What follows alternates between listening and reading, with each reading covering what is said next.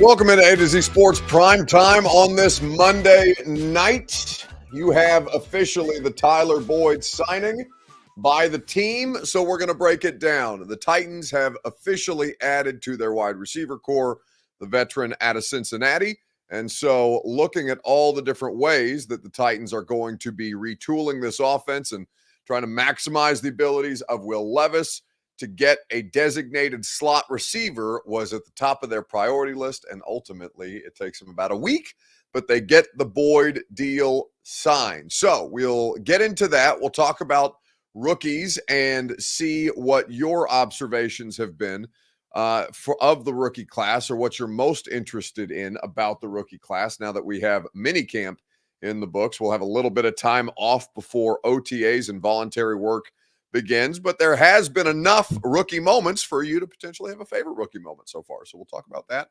coming up next, and Bert will give us a little bit of news in case we missed it.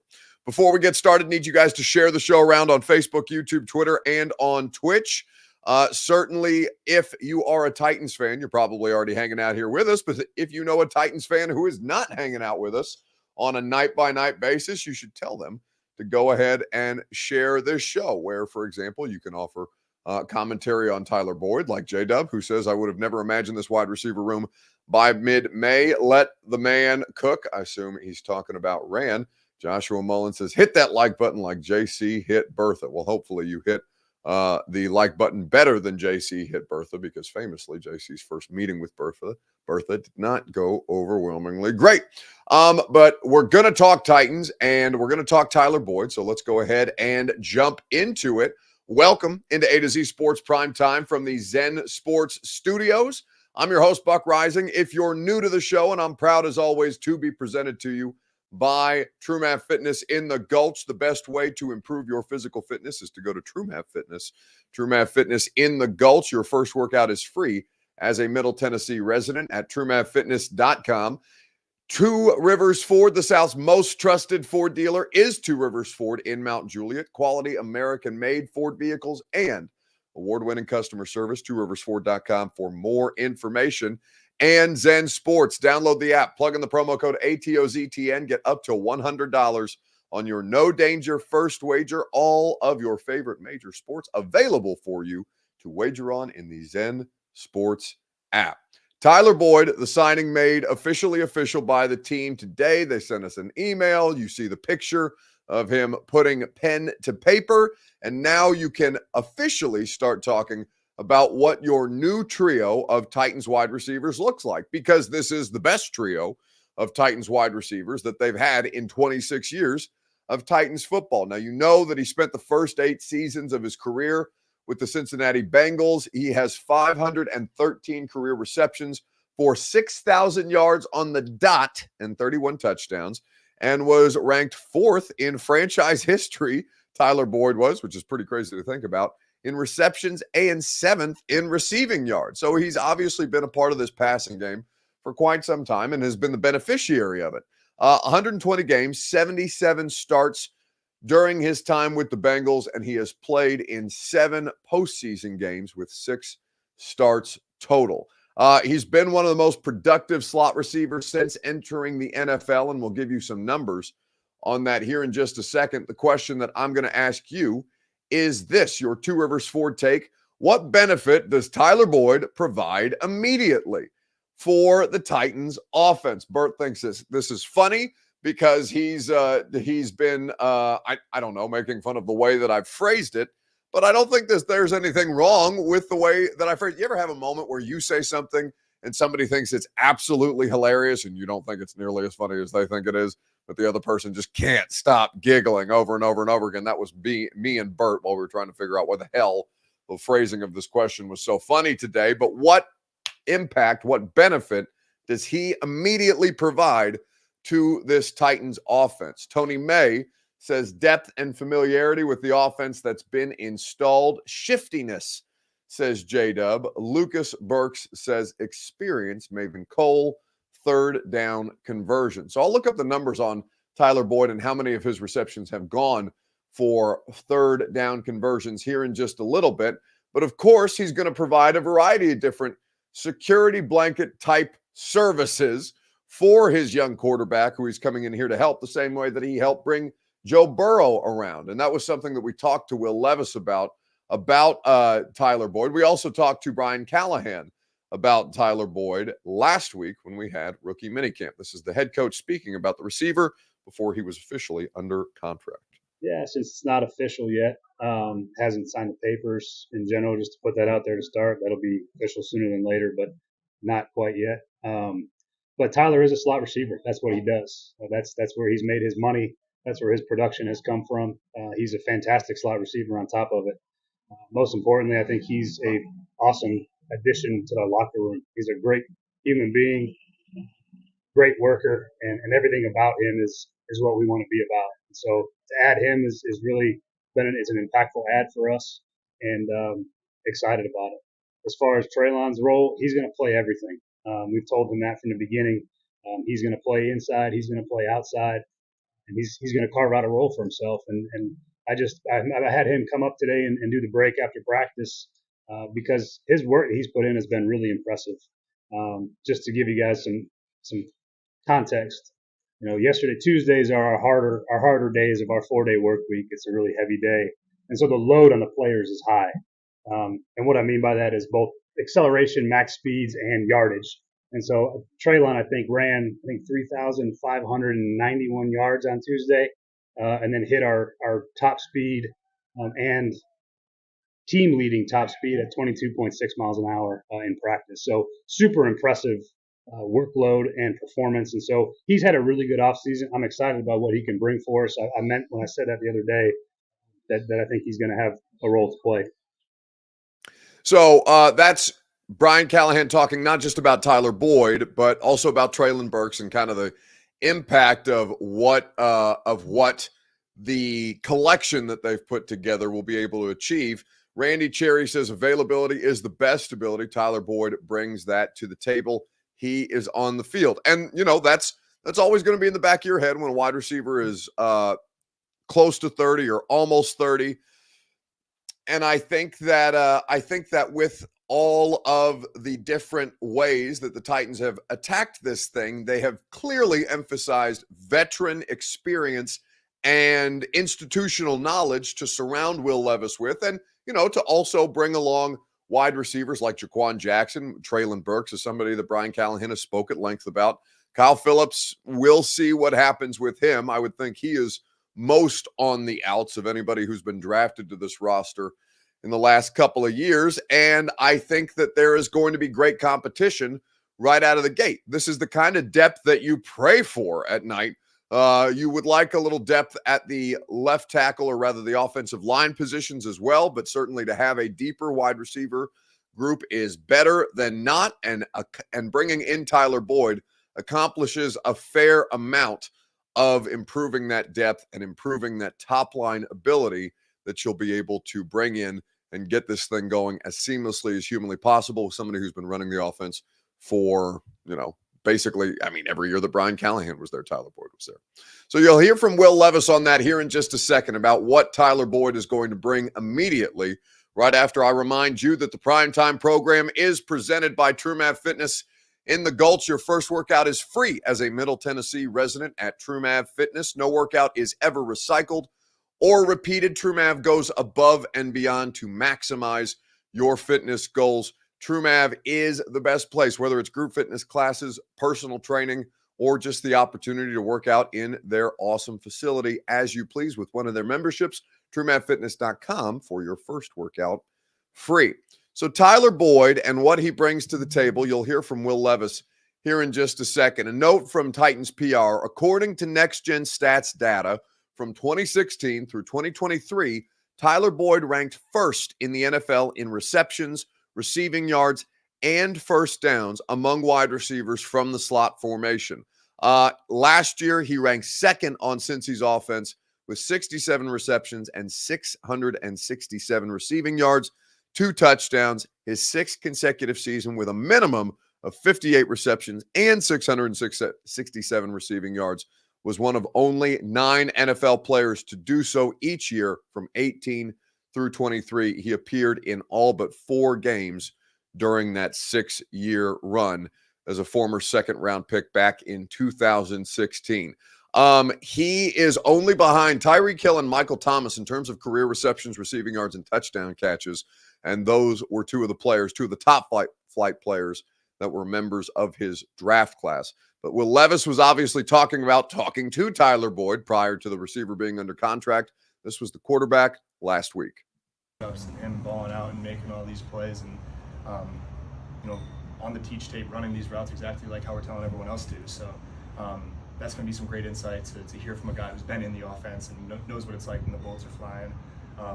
And then with Calvin already being able to throw with him, I can tell that we're going to be able to develop a really special connection. And he's a special type of player that I really do have to lock in with and get some chemistry with. But he's been great, and looking forward to get TB here. This time last year. So that's Will Levis speaking about Tyler Boyd, TB, as he's referring to him there. Sam says, I think this new team is going to be really good. Derek asks, should we expect similar numbers from his Bengals time, or is his role a smidge diminished here? Well, no, I think his role is not diminished at all. In fact, he's got a very specific role. He's got, as defined, a job responsibility as anybody on the roster. He's the Titans slot receiver. Day one, week one, right out of the gates, as long as he's healthy. There's nothing about maybe you're just preconditioned to feel like Titans wide receivers should be, expectations should be diminished for Titans wide receivers, Derek. I understand if you've got a little bit of, we call it BVS when we're talking about battered Vol syndrome on the radio. So BTS would be battered Titan syndrome.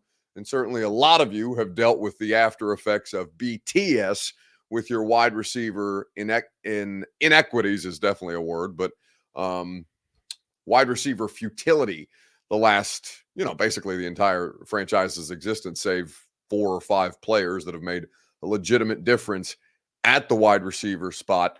Tyler Boyd is coming in with as defined a role as anybody on the roster. So I think it's going to be interesting. Craig says he's looking forward to the Titans season. I said this earlier, probably a month ago on the radio show, maybe more than a month. This is as excited to see what a Titans team looks like as I've ever been, because it's going to be pretty drastically different. And there's, it's been a lot of the same.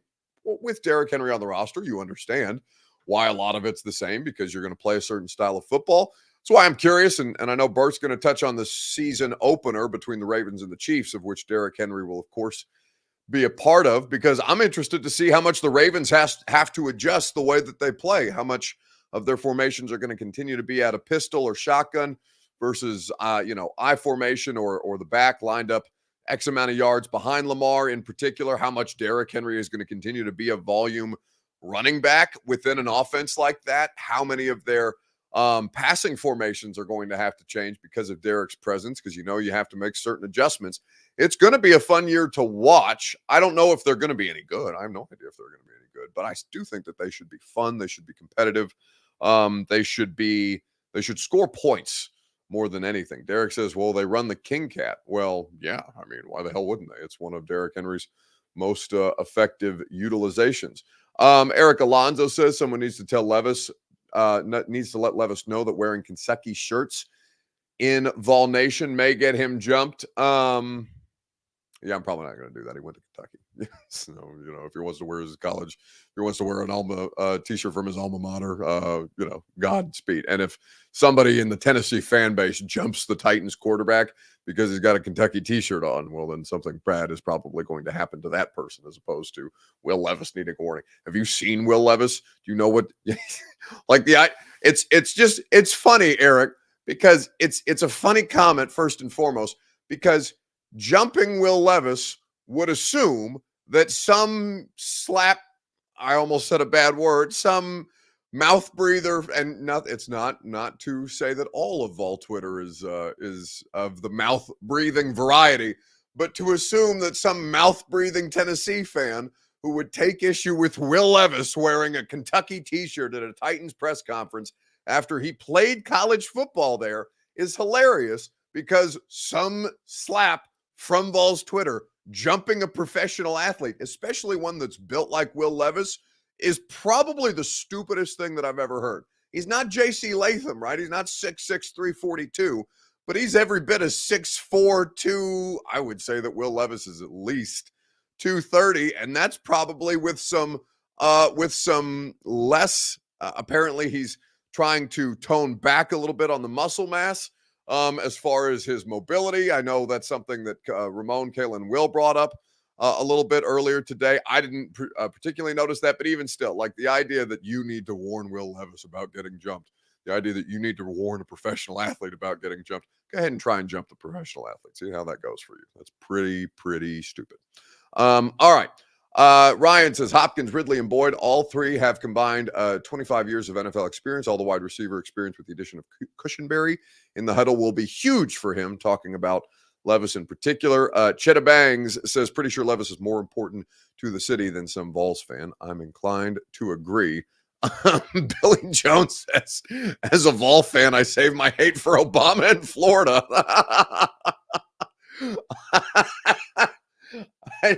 I don't know why that's so funny. It's well, it is. It's funny because the idea that like I think anybody maybe except for Billy Jones, I think he means Bama. I thought he typed Obama. I think and he meant Bama. I almost went on this huge diatribe about surely nobody in the country still has harsh feelings for President Barack Obama after the last two slaps that we've had in office.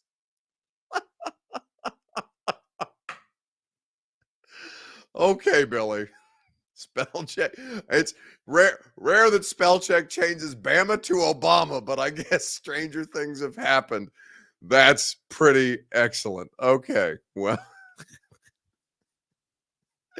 that I don't know that we've had a funnier moment on the primetime show since Poiple Neupel, but we don't have to relitigate that. Anyway, let's keep it moving here on the primetime program. So let's I don't even know how to get that back on track. What's been your favorite rookie moment so far from this rookie classes? I'll try to seamlessly transition as well as I can. We'll get to it in a second, right after I remind you that the primetime program is made possible by Zen Sports. Download the app, plug in the promo code ATOZTN, get up to $100 on your no danger first wager. Terms and conditions do apply. Gambling problem, call the Tennessee Red Line, 1-800-889-9789. Must be 21 plus and in the state of Tennessee to bet.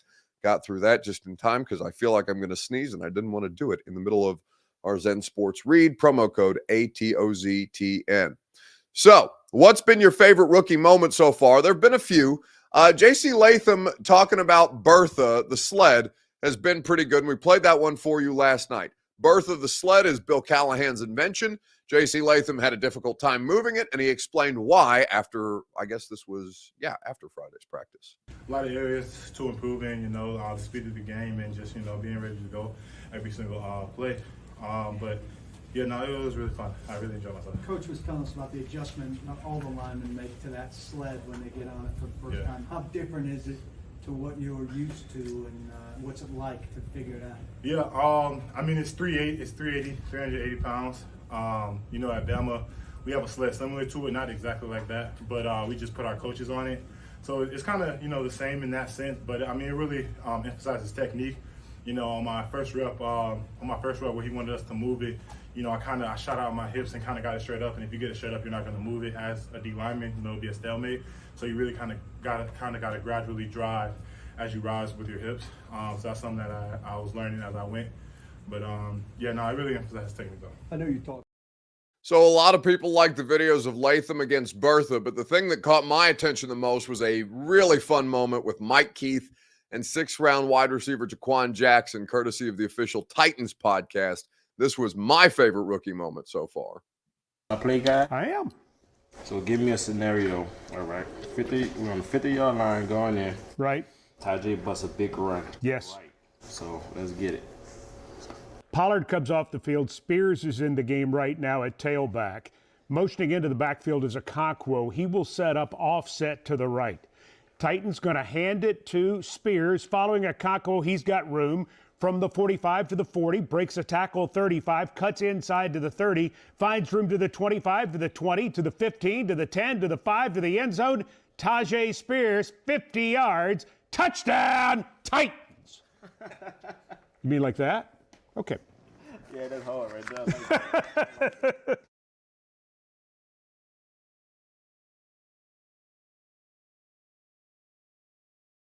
Mike Keith is the best. Apologies. I forget that my mic gets muted when we do those kind of videos.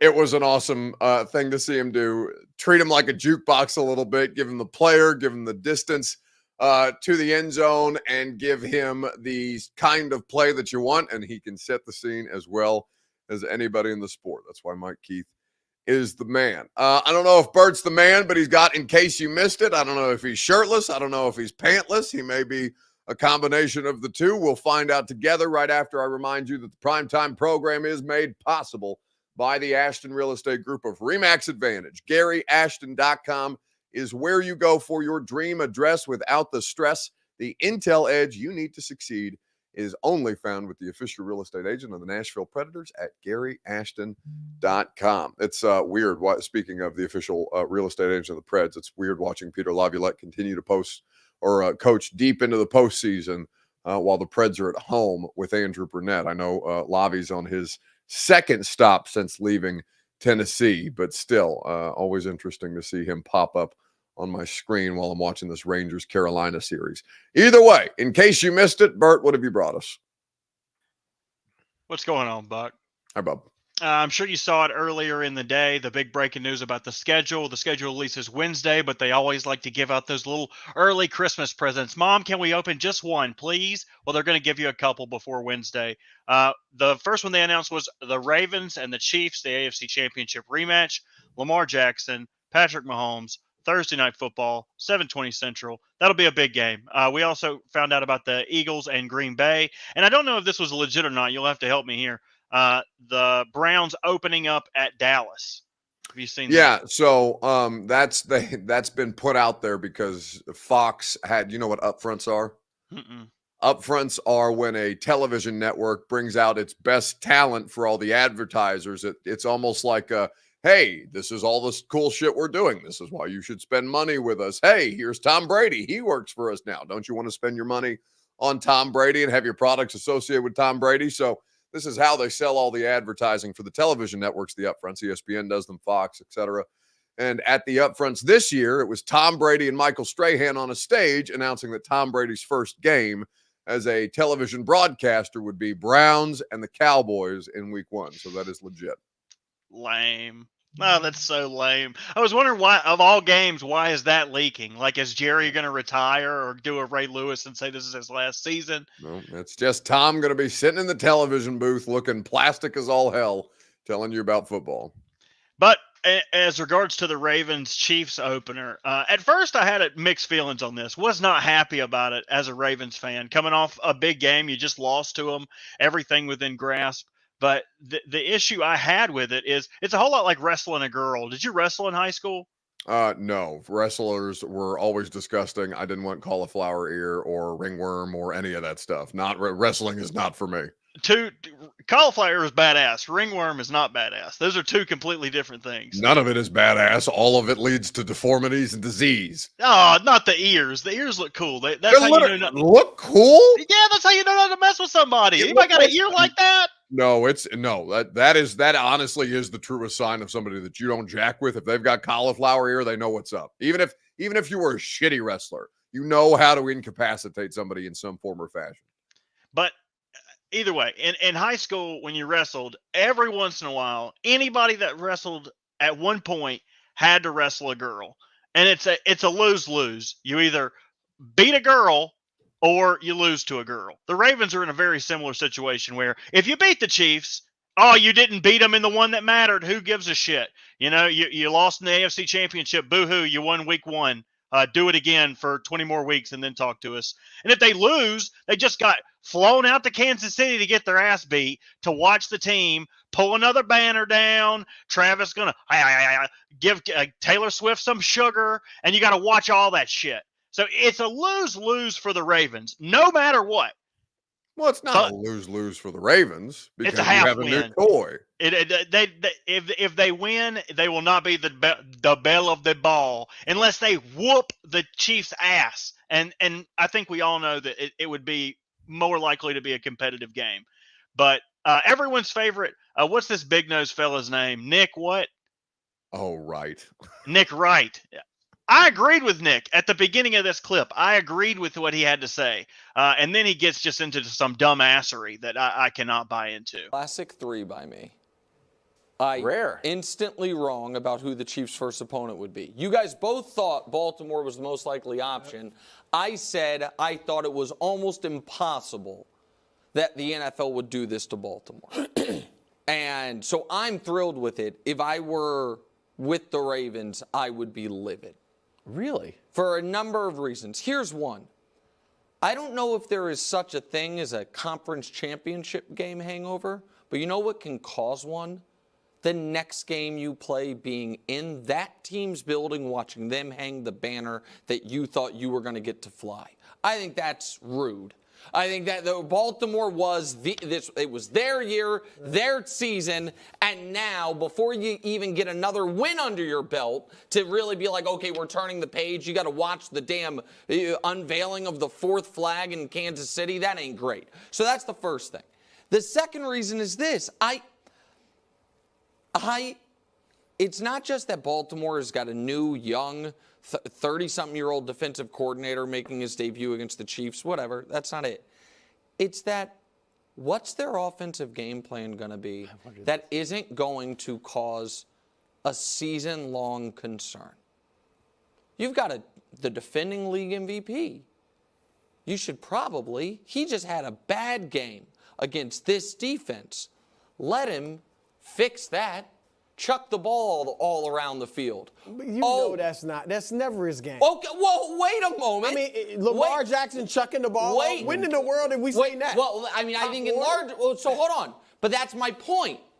Okay, so no, guys, we're going to, in our prep for our opening game against Patrick Mahomes, against the team to beat in the conference, the team to beat in the league, we're going to make it very clear. Guys, here's the game plan. We're going to take the ball out of Lamar's hands. Either way, it's a lose-lose for Baltimore. And so that's why I'm shocked that the NFL's making them. Yada, yada, yada. He's got the lose-lose all wrong. It's the wrestling the girl situation. Don't listen to that yuck. But what I don't agree with is to say, oh, Baltimore is already going to lose this game.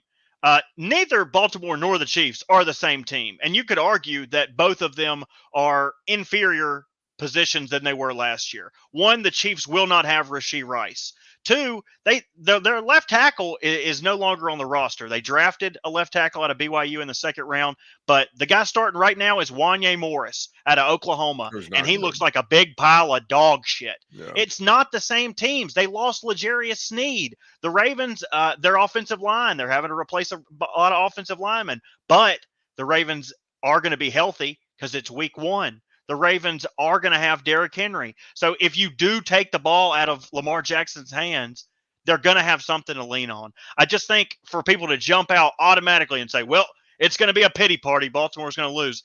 Have you watched Baltimore or kept up with them? This is what they thrive on. 2012, the whole season where Ray Lewis is going to ride off into the sunset, they played Peyton Manning, Tom Brady. They were the underdog in all of those games. Besides, but they cheated, Bert. I mean, how did they cheat in that? The deer antler spray? It's your body. It's your body. What did that do? That sounds like some witch doctor bullshit to me. They won a Super Bowl because he's sprayed some deer antler on his arm. What, he's strong as a oh, I about cussed bad. He's strong as a deer? What does that mean?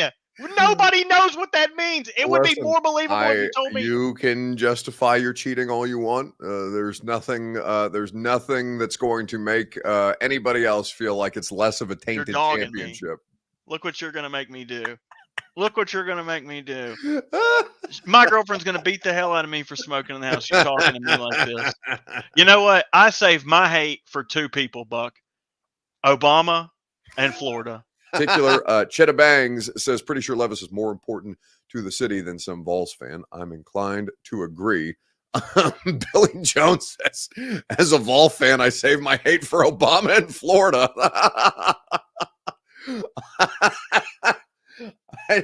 I don't know why that's so funny. It's well, it's funny because the idea that like I think anybody maybe except for Billy Jones, I think he means Bama. I thought he typed Obama. I think he meant Bama. Ryan Kennedy says it's not Obama or Obama, it's Obama. What are we doing? Oh, just the primetime show. Just the same thing we always do. Here you go, Lucas. Bunch of stupid shit. There's only one Lucas who could tell me what to do, and he's in Italy. That's in case you missed it with America's pride and joy, Robert Lee Walsh. Okay, that is going to do it for us tonight. We appreciate you guys hanging out with us on the Primetime program. Radio show tomorrow from 10 to 1. We'll talk more about Tyler Boyd. We'll talk about the impact that it's going to continue to have on Will Levis. So join us on 104.5 The Zone there. Have a great rest of your night. Like the video on the way out the door. And I will talk to you either tomorrow morning at 10 or 7 p.m. and get you a little closer to schedule release day. See you guys. Go home! Go home! Go home! You're embarrassing Nashville! Go home!